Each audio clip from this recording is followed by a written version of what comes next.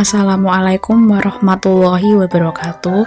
Di sini saya akan menjelaskan mengenai Pancasila sebagai entitas dan identitas bangsa Indonesia dan perwujudan profil pelajar Pancasila pada pendidikan yang berpihak pada peserta didik dalam pendidikan abad ke-21.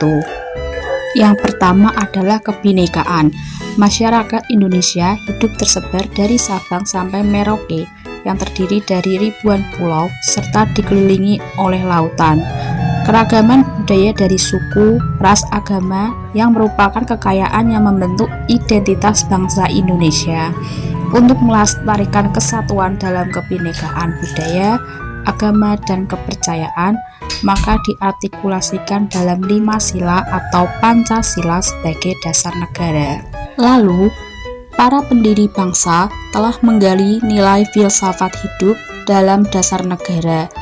Pancasila merupakan dasar filosofis pendidikan pada umumnya dan pendidikan agama di Indonesia yang berkontribusi bagi kesatuan hidup berbangsa dalam kemajemukan Indonesia.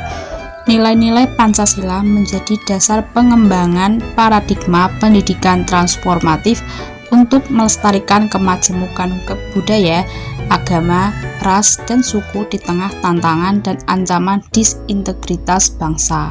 Nilai yang terkandung dalam Pancasila sebagai pedoman yang mendasari sikap dalam berbangsa dan bernegara. Pancasila digali dari nilai-nilai pandangan dan budaya hidup masyarakat Indonesia. Berkait dengan hal tersebut, pendidikan Pancasila sangat penting diterapkan di sekolah, mengingat pada saat ini banyak fenomena pengikisan nilai-nilai Pancasila terhadap generasi penerus bangsa. Pendidikan Pancasila yang diajarkan sejak dini yaitu dengan mendengarkan dan mengucapkan teks Pancasila yang dilakukan setiap hari Senin pada upacara bendera. Dengan begitu, dapat membuat anak-anak menganalisa sila-sila yang ada di dalam Pancasila dan bisa menerapkan nilai-nilai Pancasila dalam kehidupan sehari-hari. Khususnya di semua sekolah sudah diterapkan upacara bendera setiap hari Senin, termasuk yang diterapkan di SD Negeri Kerobokan ini.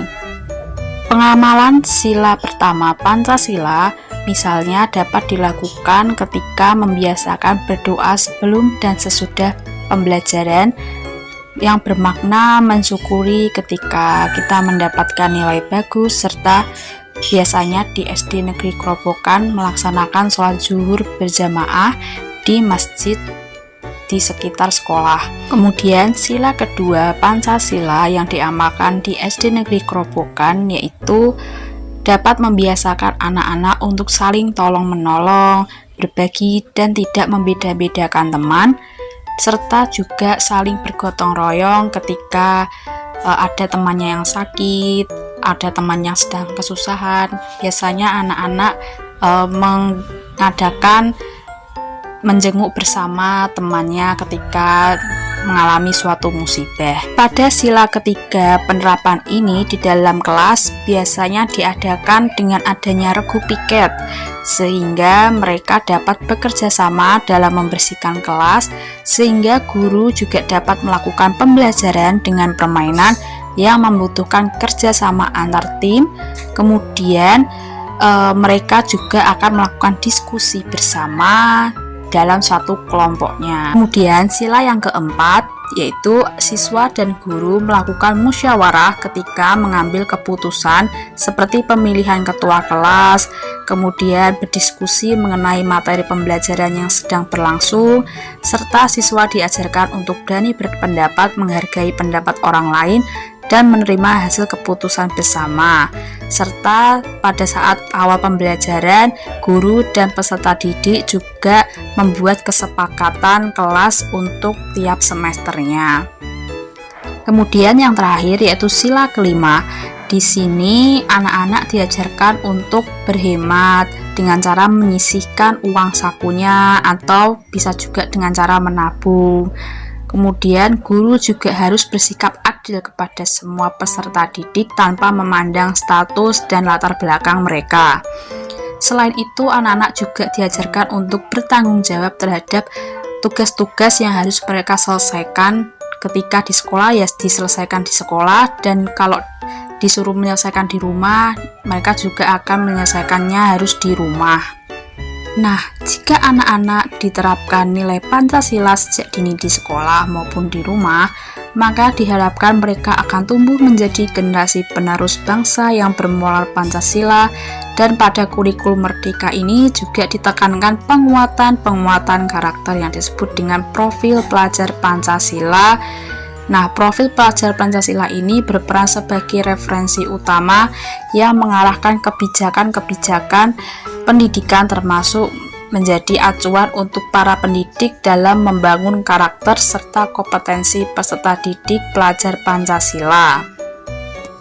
Nah, di dalam profil pelajar Pancasila ini terdapat 6 dimensi. Yang pertama, beriman bertakwa kepada Tuhan Yang Maha Esa dan berakhlak mulia. Yang kedua, berkebinekaan global. Yang ketiga, bergotong royong. Yang empat, kreatif. Yang kelima, bernalar kritis. Dan yang terakhir yaitu mandiri. Profil pelajar Pancasila merupakan sejumlah karakter dan kompetensi yang diharapkan untuk dapat diraih oleh peserta didik yang didasarkan pada nilai-nilai luhur Pancasila.